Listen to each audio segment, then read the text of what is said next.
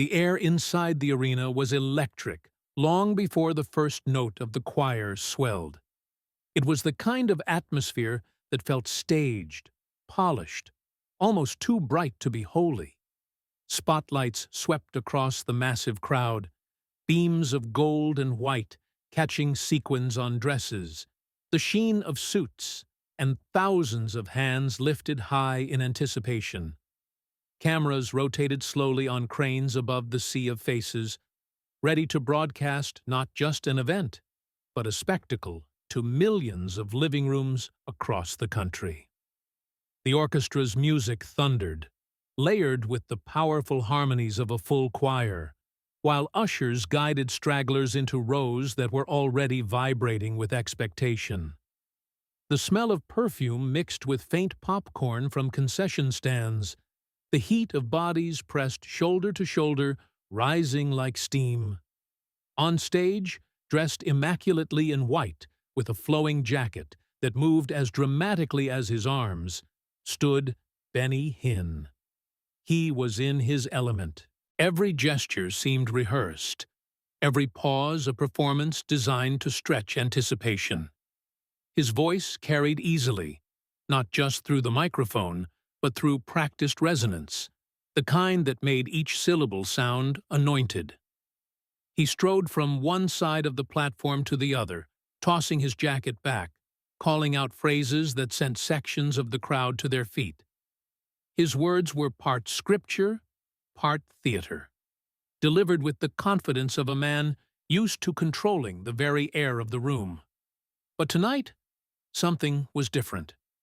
In the front row, near the aisle, sat a figure who didn't belong to this world of music and miracles. Chuck Norris was easy to spot, not because he demanded attention. If anything, he tried to shrink into the seat, but because his stillness contrasted against the fevered energy of everyone around him.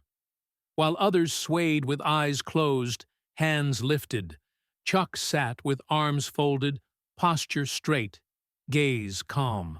No jacket of bright white, no halo of light, just a quiet presence in a simple shirt.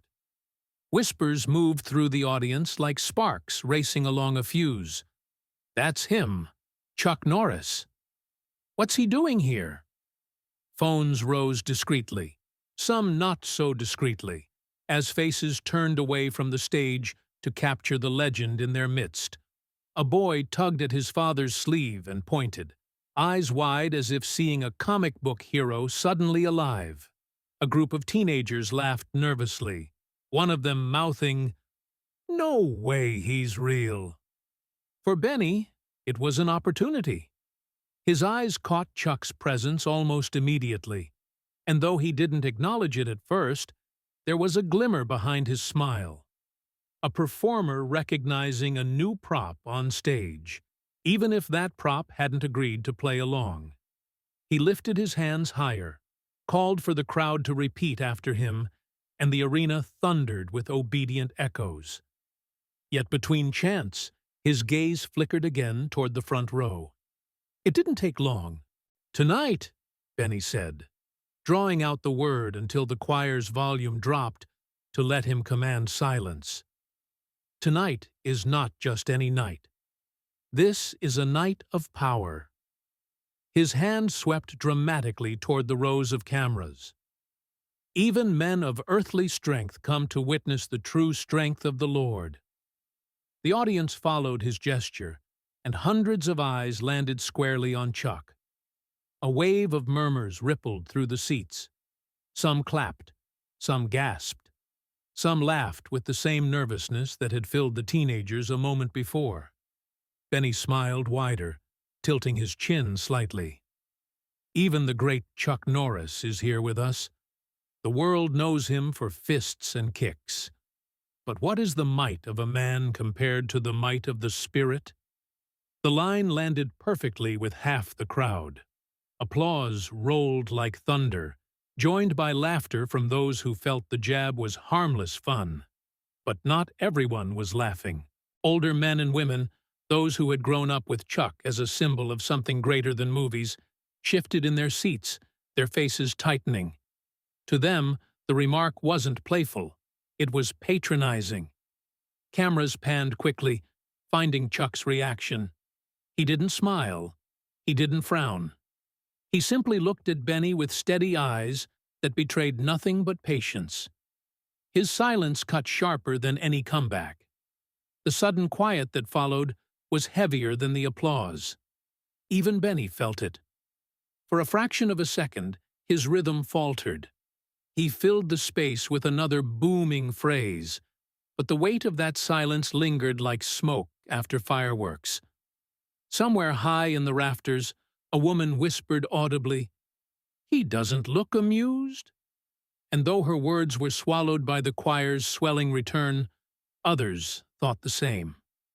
Chuck shifted only once. He unfolded his arms, rested his hands on his knees, and leaned forward slightly. It was such a small movement, but it sent a visible shiver through the audience. Suddenly, it seemed he wasn't just a guest watching the show.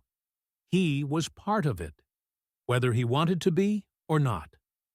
The air thickened. Every gesture from Benny grew grander, every line louder, but his eyes darted toward Chuck more often now. And every time, Chuck's stillness seemed to answer louder than applause. By the time the first prayer began, the noise of the crowd had softened into something sharper, more anticipatory. Thousands bowed their heads, but their eyes opened halfway, stealing glances at the silent figure near the front. The cameras caught it too, lingering close-ups of Chuck's expressionless face juxtaposed against Benny's theatrics on stage. And then, when Benny raised both arms for a moment of collective silence, something strange happened. The arena obeyed. The choir faded. The orchestra hushed. And in the heavy quiet, the presence of one man standing still felt louder than all the music before. Just wondering, "Where are you watching from? Write it down, Bello." Benny didn't waste the silence. He bent it to his will. He stepped forward, robe flowing, voice climbing with the confidence of a man who had turned pauses into theater long ago. "This night will be remembered," he declared. "This is the night when power reveals itself to the doubters, when even men who built their names on fists must bow before the Spirit." The audience responded like a single organism. One half erupted into applause, cheers rolling from the rafters down to the stage. The other half hesitated. Some looked toward Chuck, expecting him to stand, to fire back, to at least smile in acknowledgement. But he didn't move. He sat with the same calm posture, hands folded lightly, gaze fixed not on Benny, not on the cameras, but somewhere unshakably inward. It was that stillness that unsettled the room. Benny fed on reactions, gasps, laughter, shouts of "Amen!" But Chuck offered none. His silence became its own kind of speech. The cameras cut back and forth, Benny's wide, sweeping gestures, his words spilling like a preacher at war with shadows. Then Chuck's face, impassive, unreadable, framed by the halo of stage lights. That contrast itself was a story, one the networks knew would spread before the night was over. Benny pressed harder. "They say he is a man of strength, a warrior, a champion on the screen. But tell me, what is muscle against faith? What is discipline against the fire of God?" He raised a hand dramatically and spun toward the crowd, his voice dropping to a near whisper. "Even Chuck Norris is here tonight, because he knows the spirit is greater than the flesh." The crowd split in two. Younger voices laughed, clapping and shouting Benny's words back at him, but older faces in the audience frowned, their hands resting on their laps, unwilling to join the mockery. A few even shouted Chuck's name in defiance. The sound clashed in the air, one chant for Benny, one murmur for Chuck, like two tides colliding. Chuck finally shifted. He unfolded his arms, rose slowly to his feet. The simple act was enough to silence half the arena. The cameras caught every frame. The way he stood straight, but not aggressive. The faint creak of the floor microphones picking up his movement. The quiet intensity of a man who didn't need noise to be heard. Benny, sensing the attention slip, raised his mic and laughed. Ah, yes, he rises. He wants to feel what true power is. He spread his arms like he was welcoming Chuck onto the stage, but there was no warmth in it. It was a dare dressed as hospitality. The crowd roared. Some shouted encouragement, others jeered. Phones lit up like fireflies as thousands of recordings began simultaneously.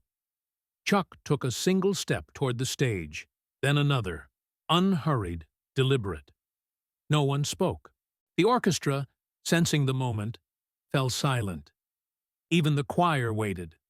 When he reached the steps, he stopped. He didn't grab the microphone Benny extended. He didn't raise his voice.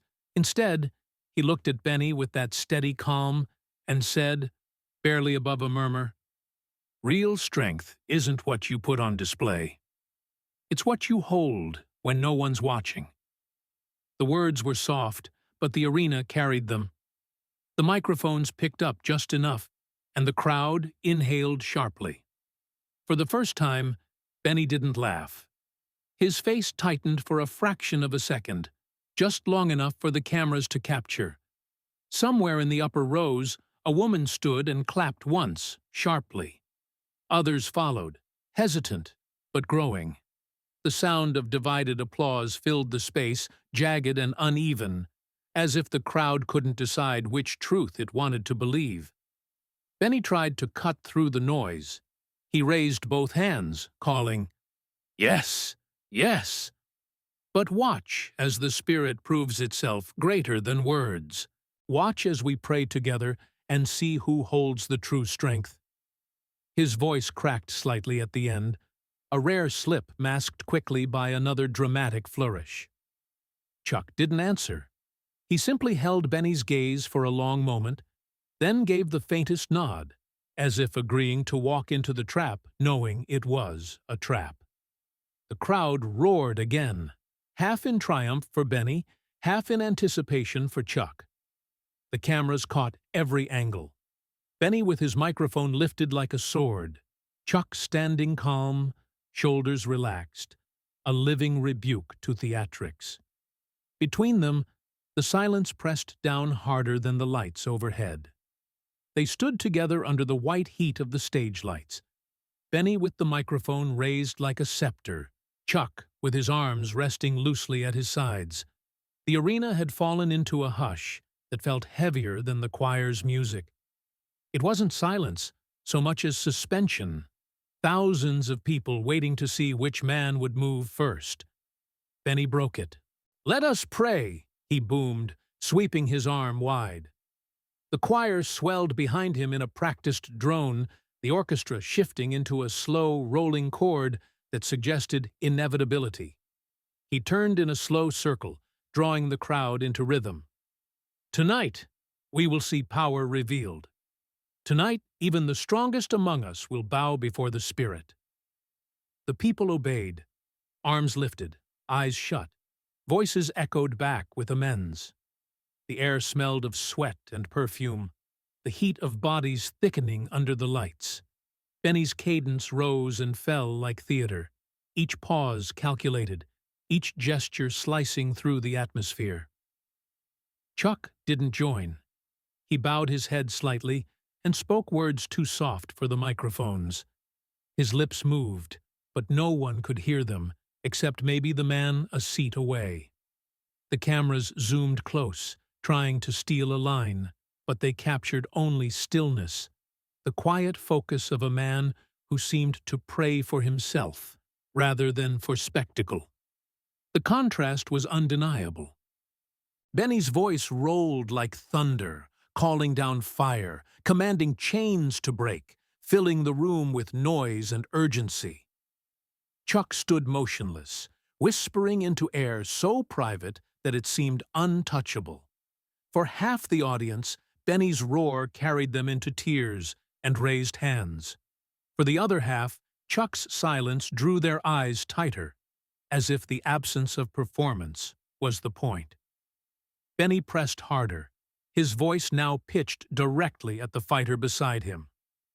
Strength of man is nothing. Muscle, fame, movies. What are they against the spirit?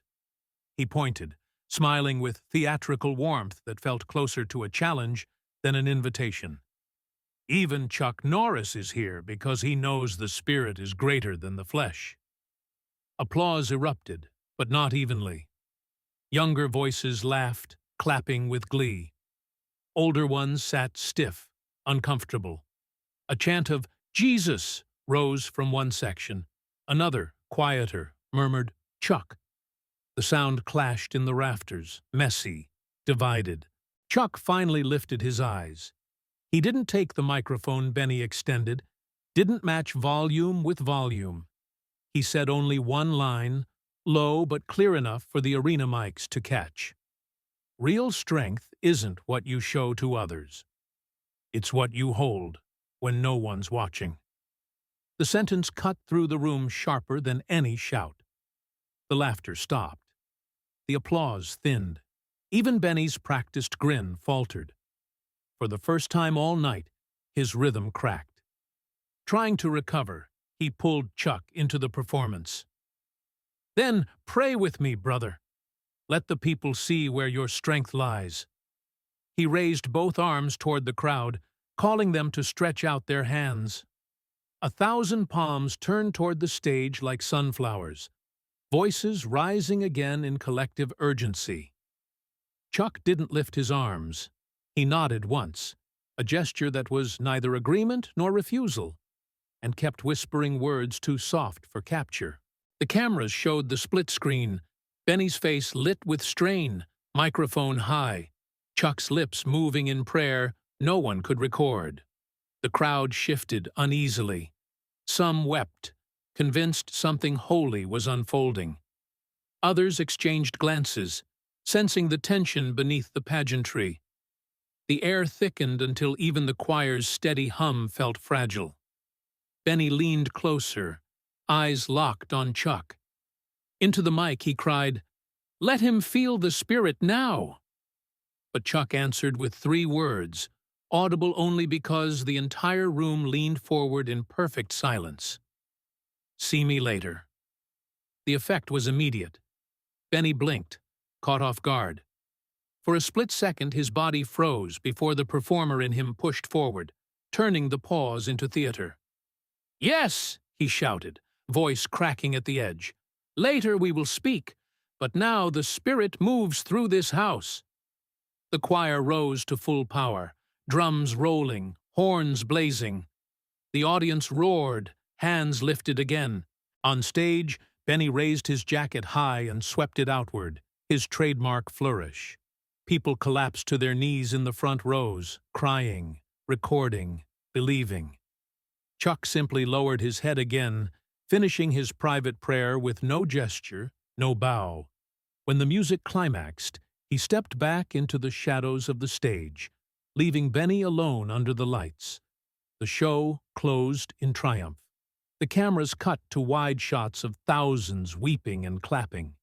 Benny's smile returned, bright and untouchable. But as he walked off stage later, jacket clutched in his hands, his breath came shallow. The chants of the crowd faded into the corridor's sterile white walls, and for the first time in years, he felt the weight of silence heavier than applause. That night, in his hotel room, the noise of the city humming beyond the thin curtains, Benny dreamt. In the dream, the arena was empty, the lights gone, the microphone too heavy to lift. At the edge of the stage stood a figure, silent, immovable. Benny called out, "Show me your power." The figure turned, but its face was water, a mirror reflecting only Benny's own. He woke with his heart racing, sweat soaking the collar of his shirt. The clock read 3:17. For the first time in his ministry, he felt unsure whether the voice that answered him on stage was truly the Spirit, or just the echo of his own performance. And with that came a question he couldn't escape.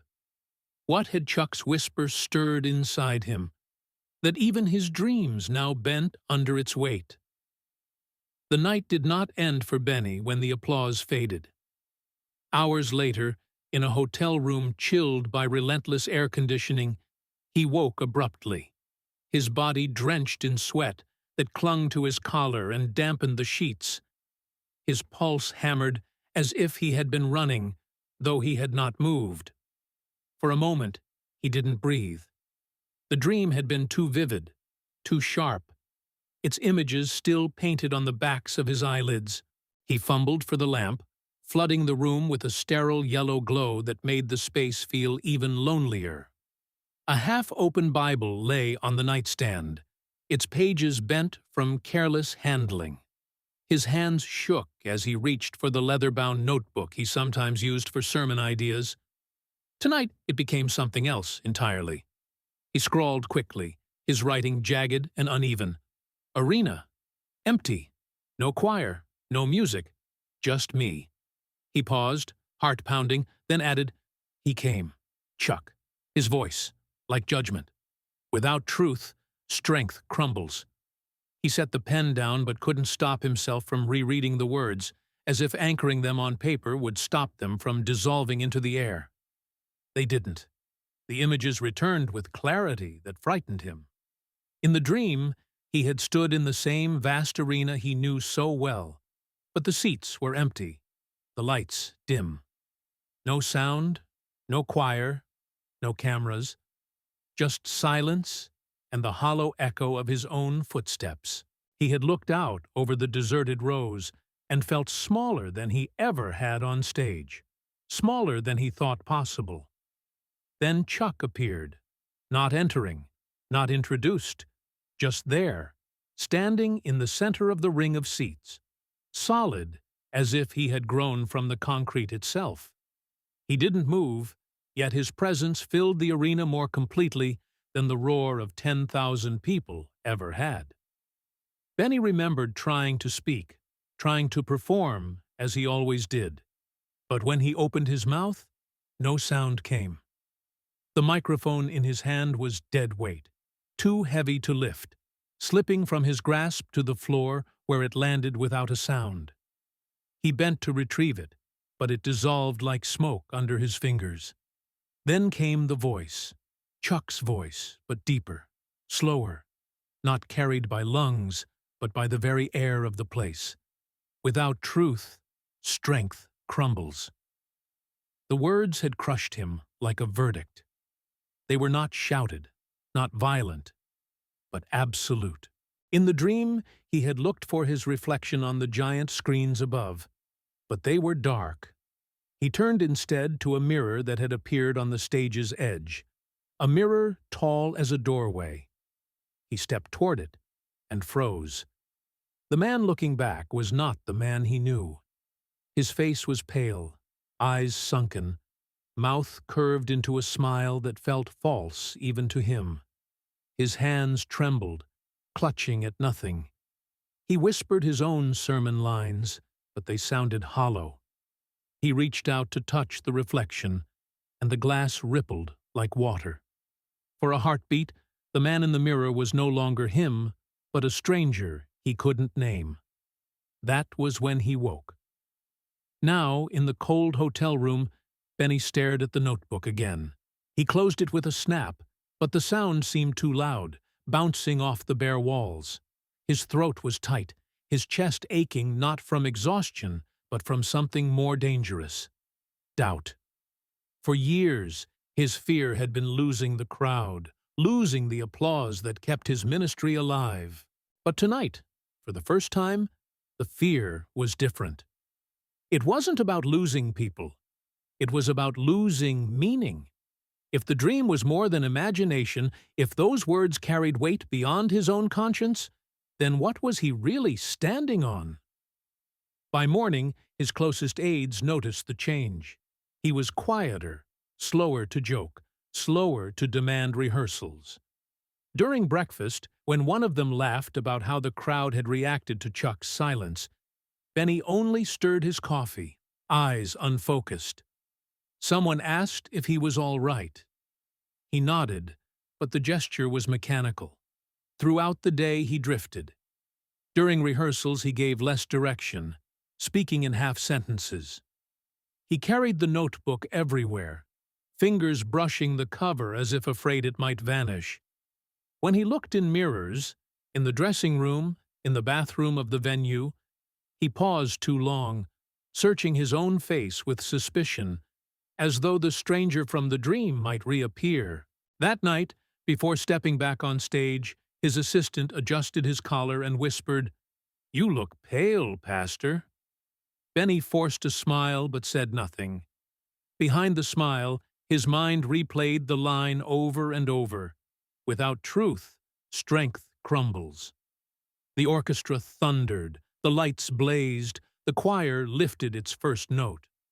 But Benny's heart wasn't in the music. He felt the weight of silence pressing harder than the sound. And when he walked out to meet the crowd, his smile reached no further than his lips. By the following week, the dream had not left him. If anything, it seemed to follow him, clinging to the edges of his waking hours. Each time he tried to prepare a sermon, the words blurred on the page, replaced by that same sentence, as though it had carved itself into his mind. Without truth, strength crumbles. But the world outside wasn't letting him forget either. By Monday morning, clips of the service with Chuck had spread everywhere. Short videos cut to slow motion, the camera lingering on Chuck's silent lips, while Benny thundered into the microphone. The captions varied, some reverent, others mocking. "This is what real strength looks like." Or, "The preacher beaten by silence." He scrolled late into the night, reading thousands of comments. Some defended him fiercely, but others cut deep, accusing him of theatrics, of faking miracles, of building an empire on spectacle. "Chuck said more without words than Benny did with an orchestra," one headline read. At breakfast with his staff, the tension showed. They tried to laugh it off, to remind him that controversy kept attention high. "Don't worry," one said, buttering toast too cheerfully. "People will forget in a week. We'll come back bigger, louder.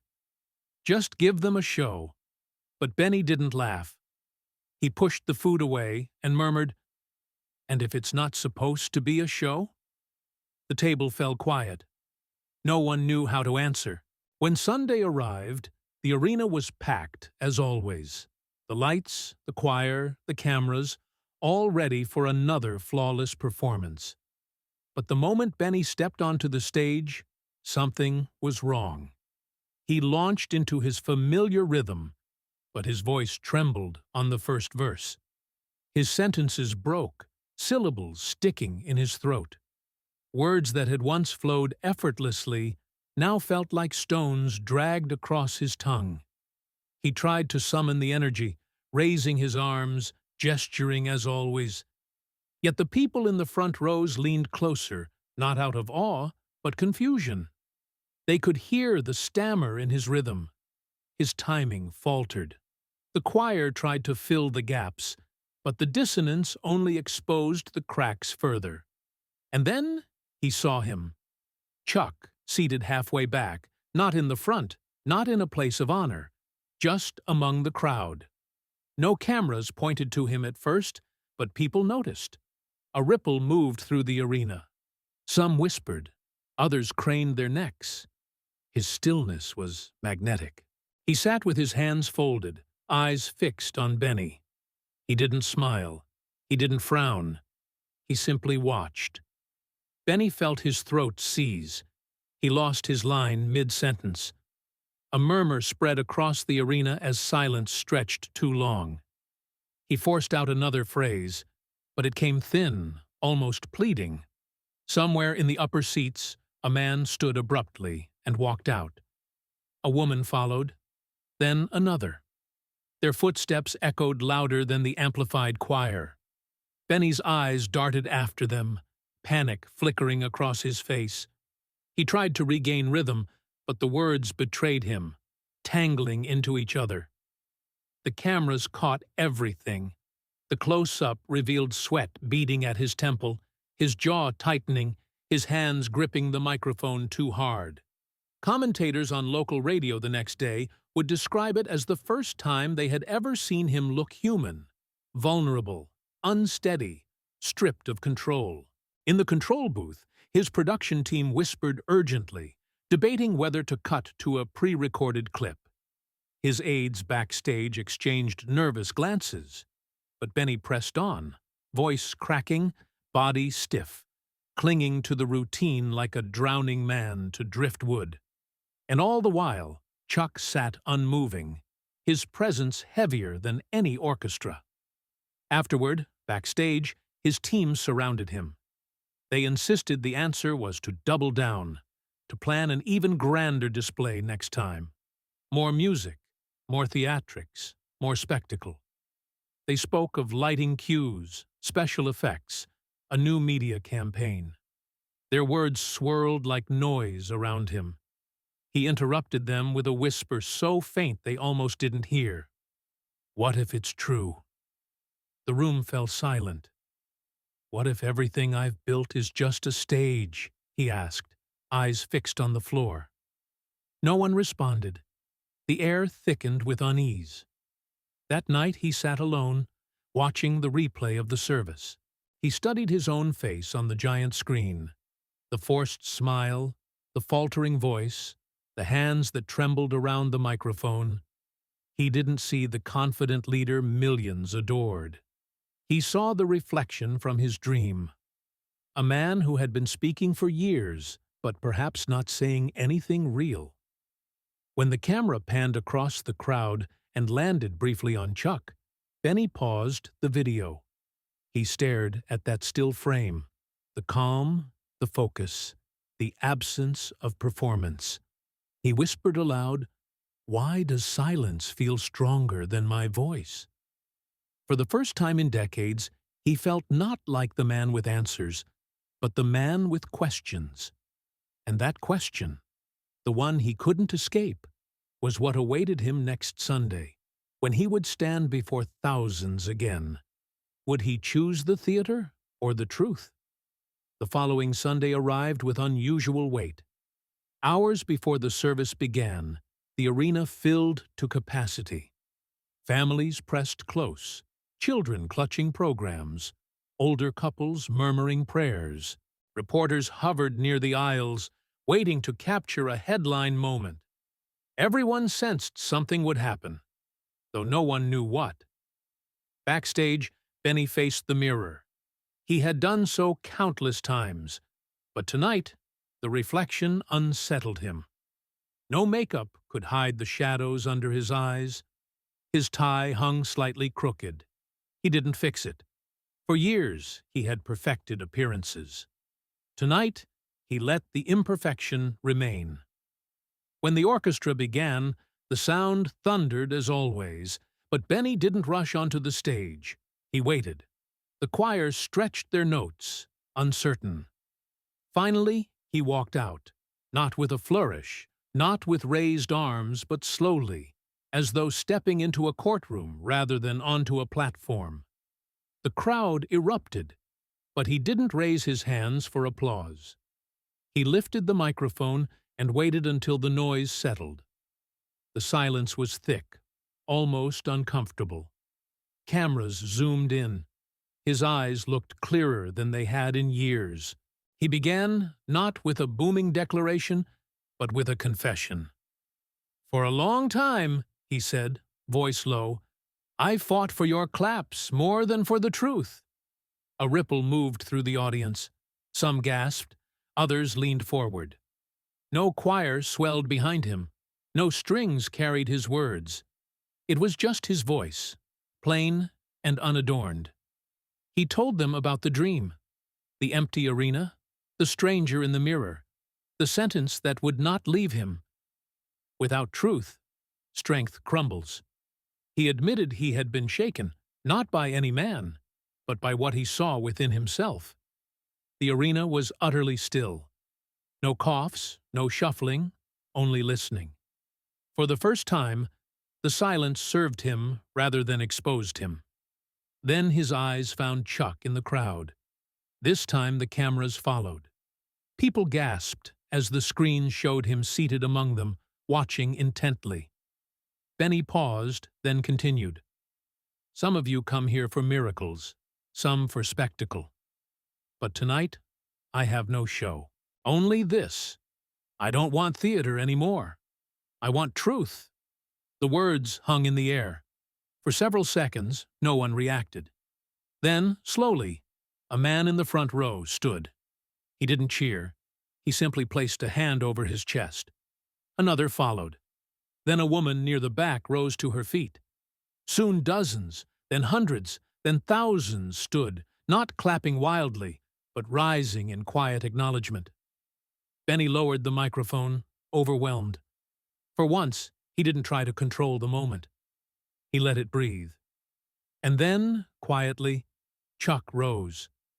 He walked down the aisle with no hurry. The cameras tracked him. When he reached the stage, he didn't take the microphone or speak. He simply extended his hand. Benny hesitated, then clasped it. The handshake was brief, firm, untheatrical. Yet in that simple gesture, the arena erupted, not with laughter or staged awe, but with something raw, genuine. For years, Benny's services had ended with dramatic falls and swelling music. Tonight, it ended with silence and a handshake. He lifted the microphone once more, his voice almost breaking. This is the beginning. I don't know where it leads, but I know this. Truth first, everything else after. The crowd stood, many with tears, some confused, others relieved. It wasn't unanimous, but it was real. Later, as the lights dimmed and people filed out, the lingering question remained, not of what Chuck had whispered that night, nor of how Benny had stumbled, but of what would come next. Could he rebuild on honesty alone? The cameras cut as the image froze on Benny and Chuck standing side by side. Not rivals, but two men whose silence had spoken louder than the choir ever could. And the audience, those in the arena, those watching at home, were left with a final question echoing in their minds. When the lights fade, what is stronger, the performance or the truth?